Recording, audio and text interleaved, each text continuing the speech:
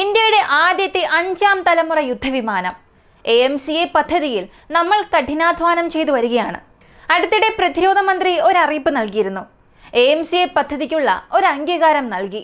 അതിൻ്റെ പ്രോട്ടോടൈപ്പ് സൃഷ്ടിക്കുന്നതിനുള്ള അംഗീകാരം നൽകിയിട്ടുണ്ട്. ഇവിടെ ശ്രദ്ധിക്കേണ്ട ഒരു കാര്യം, ഇത്രയും കാലം ഇന്ത്യയുടെ സ്വന്തം പൊതുമേഖലാ കമ്പനിയായ HAL ഹിന്ദുസ്ഥാൻ എയറോനോട്ടിക്സ് ലിമിറ്റഡ് വഴി ഈ ഒരു പ്രോട്ടോടൈപ്പിന്റെ നിർമ്മാണത്തിൽ പ്രവർത്തിച്ചു വരികയായിരുന്നു. 15,000 കോടി രൂപയ്ക്ക് ഇന്ത്യയുടെ സ്വന്തം പൊതുമേഖലാ കമ്പനി 5 പ്രോട്ടോടൈപ്പുകൾ സൃഷ്ടിക്കുന്നതിൽ പ്രവർത്തിച്ചു വന്നു.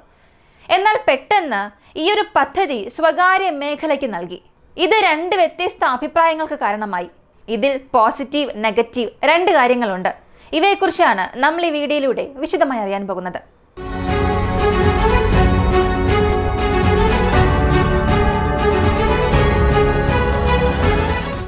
AMCA advanced medium compact aircraft programme. ഇന്ത്യയുടെ ഈ ഒരു പദ്ധതി റഷ്യയുടെ Su-57, Su-75, അമേരിക്കയുടെ F-35, F-22 റാപ്റ്റർ ഇവയ്ക്കെല്ലാം തുല്യമായി നിൽക്കുന്ന ഒരു മത്സരാർത്ഥിയായിട്ടാണ് നിർമ്മിക്കുന്നത്. പക്ഷെ സത്യം പറഞ്ഞാൽ നമ്മുടെ നിലവിലെ സ്ഥിതിയും ലോകത്തിലെ മറ്റ് രാജ്യങ്ങളുമായും താരതമ്യം ചെയ്താൽ നമ്മൾ വളരെ പിന്നിലാണ്. പക്ഷെ നമ്മളെക്കാൾ താഴെ നിരവധി രാജ്യങ്ങളുണ്ട്. എന്നാൽ അവരാരും ഈ മത്സരത്തിലില്ല. അപ്പോൾ നമ്മൾ ആരുടെ കൂടെയാണോ മത്സരിക്കുന്നത്, അവർ നമ്മളെക്കാൾ എത്രയോ ചുവടുകൾ മുകളിലാണ്. കാരണം അവരുടെ പക്കൽ ഇതിനകം 100 കണക്കിന് വിമാനങ്ങളുണ്ട്. പ്രധാനമായും ലോകത്തിൽ ഏറ്റവും കൂടുതൽ വിറ്റഴിക്കപ്പെട്ട 5ാം തലമുറ യുദ്ധവിമാനങ്ങളിൽ ഒന്നാണ് F-35. റഷ്യ Su-57 നിർമ്മിച്ച് അവരുടെ സേനയിൽ ചേർത്തു. ചൈന J-20യും J-35ഉം നിർമ്മിച്ചു. ഇവ രണ്ടും സ്റ്റെൽത്ത് വിമാനങ്ങളാണ്. സ്റ്റെൽത്ത് വിമാനങ്ങൾ നിർമ്മിക്കുന്ന രാജ്യങ്ങൾ ഒന്നുകിൽ അവരുടെ സേനയ്ക്ക് വേണ്ടി വളരെ മികച്ച വിമാനങ്ങൾ സൃഷ്ടിക്കും, അല്ലെങ്കിൽ ഒരു ഒറിജിനലിന്റെ കോപ്പി പോലെ സൃഷ്ടിക്കും. സ്റ്റെൽത്തും മറ്റ് ഫീച്ചേഴ്സും കുറവുള്ള ഒരു വിമാനം നിർമ്മിച്ച് അതിനെ കയറ്റുമതി വേരിയന്റായി പുറത്തിറക്കും. അതുപോലെ എല്ലാ രാജ്യങ്ങൾക്കും 2 വിമാനങ്ങളുണ്ട്. അമേരിക്കയുടെ പക്കൽ F-22, F-35, റഷ്യയുടെ കൈവശം Su-57, Su-75, ചൈനയുടെ പക്കൽ J-20, J-35. ഇങ്ങനെ എല്ലാ രാജ്യങ്ങളും 2 വിമാനങ്ങൾ സൃഷ്ടിച്ചിട്ടുണ്ട്. തുർക്കിയുടെ പക്കൽ കോൺപ്രോഗ്രാം ഉണ്ട്. ഇങ്ങനെ ഈ പദ്ധതിയിൽ നിരവധി രാജ്യങ്ങളുണ്ട്. പക്ഷേ നമ്മൾ ഇതുവരെയും ഒരു പൂർണ്ണമായ പ്രോട്ടോടൈപ്പ് സൃഷ്ടിച്ചിട്ടില്ല. അടുത്തിടെ ഇന്ത്യയുടെ പ്രതിരോധ മന്ത്രി രാജ്നാഥ് സിംഗ് ഒരു കാര്യം പറഞ്ഞു. ഈ AMCA പദ്ധതിയിൽ സ്വകാര്യ മേഖലയെ അനുവദിക്കാൻ ഞങ്ങൾ ഇപ്പോൾ സമ്മതിക്കുകയാണ് എന്ന്. ഇങ്ങനെ ഒരു പച്ചക്കൊടി നൽകിയതിനു ശേഷം ഇതിനെക്കുറിച്ച് നിരവധി ആശയക്കുഴപ്പങ്ങൾ വന്നു. കാരണം പലരും ഇത് തെറ്റിദ്ധരിക്കാൻ തുടങ്ങി. സ്വകാര്യ കമ്പനികൾക്കപ്പോൾ ഇത് പൂർണ്ണമായും മാറ്റാൻ പോവുകയാണോ എന്നുള്ളതായിരുന്നു എല്ലാവർക്കും വന്ന ചോദ്യം. സ്വകാര്യ കമ്പനികളിലേക്ക് മാറ്റുന്നത് അങ്ങനെ ഒരു പുതിയ കാര്യമൊന്നുമല്ല. ഈ ലോഹിഡ് മാർട്ടിൻ ഇതിനകം തന്നെ F-35 നിർമ്മിച്ചിട്ടുണ്ട്.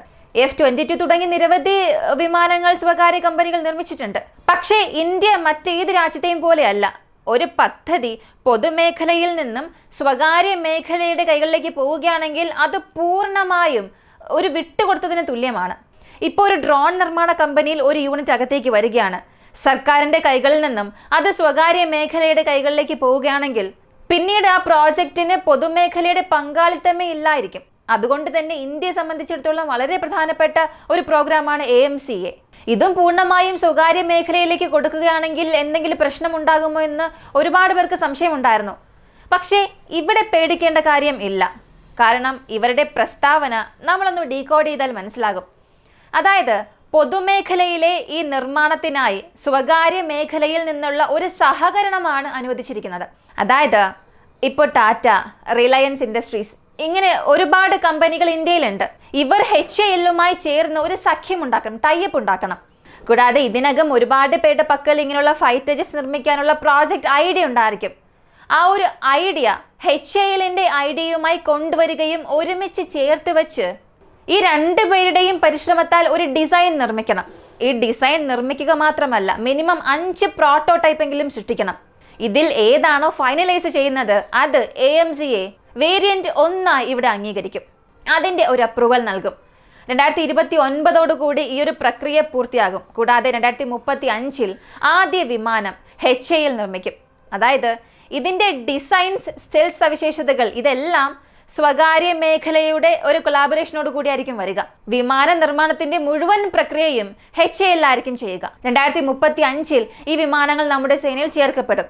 അപ്പോൾ സ്വകാര്യ മേഖലയുടെ താല്പര്യങ്ങളും HAL ഏറ്റെടുക്കും.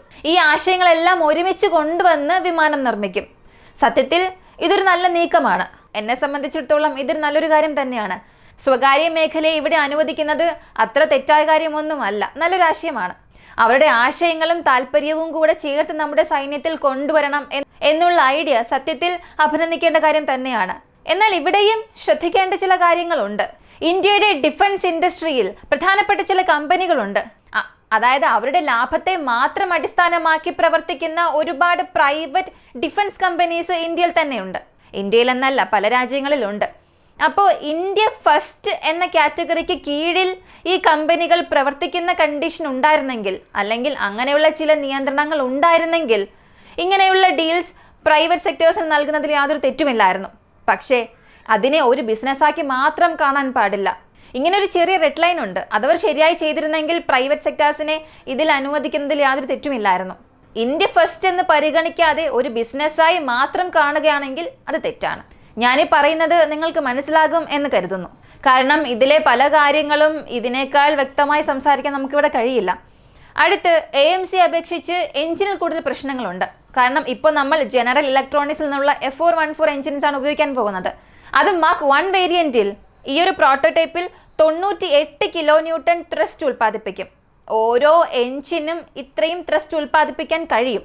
F-22 റാപ്റ്റർ നോക്കുകയാണെങ്കിൽ ഇതിന് 120-140 kN ത്രസ്റ്റ് ഉൽപ്പാദിപ്പിക്കാൻ സാധിക്കും.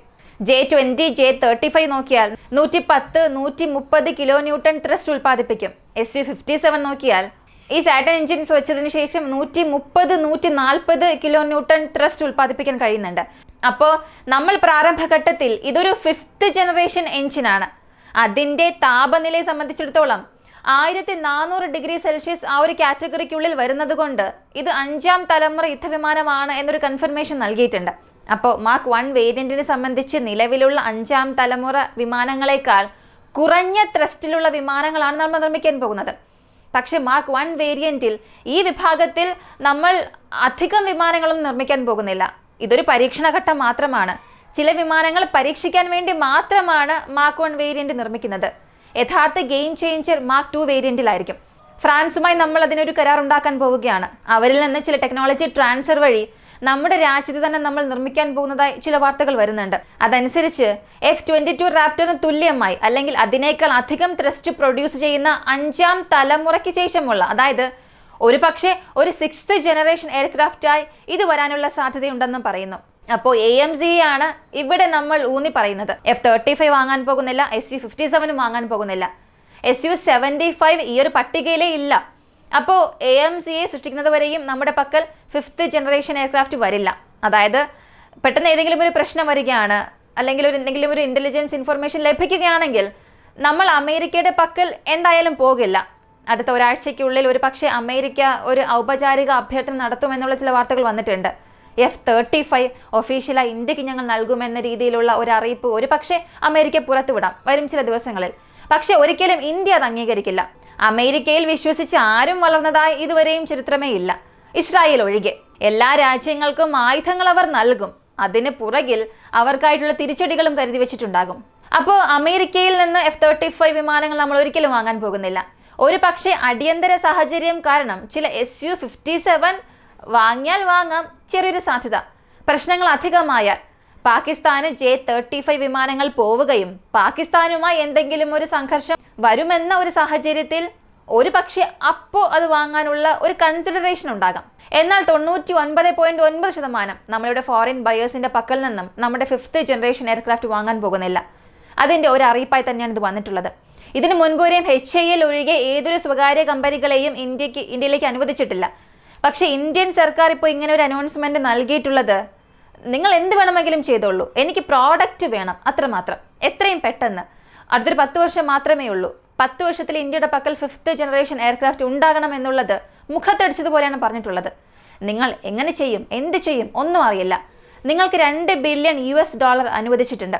5 പ്രോട്ടോടൈപ്പ് നിർമ്മിക്കാനുള്ള ചിലവ് $2 ബില്യൺ ആണ്. 15,000 കോടി എന്നൊക്കെ പറഞ്ഞാൽ $2 ബില്യണോളം വരുന്നുണ്ട്. അത്രത്തോളം അനുമതി നൽകിയിട്ടുണ്ട്.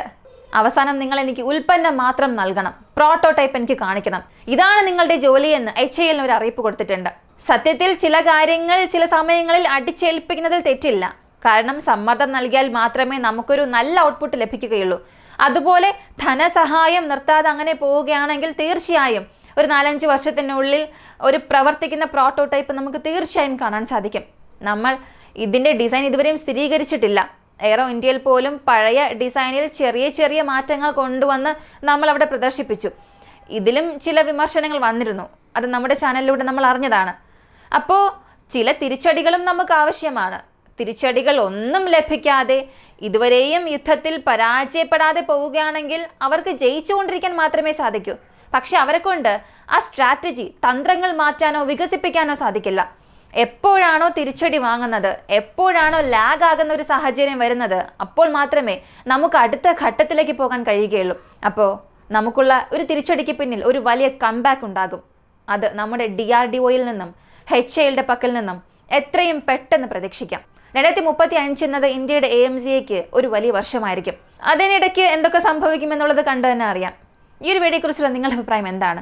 AMCA ഒരു ടോപ്പ് ടയർ പ്രോജക്റ്റ് ആണ്.